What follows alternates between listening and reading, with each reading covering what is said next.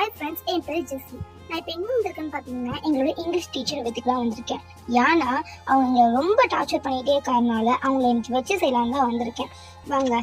Watchman யாருமே காணுமா? இன்னைக்கு நமக்கு ரொம்ப ஈஸியாக போச்சு. இன்னைக்கு அவங்க வச்சு செய்ய வேண்டியது. அவங்களுக்கு டிவி பார்க்கலாம் ரொம்ப பிடிக்கும். இன்னைக்கு நம்ம அவங்க டிவி உடைக்கிறது தான் நம்மளுக்கு இந்த பிளானே.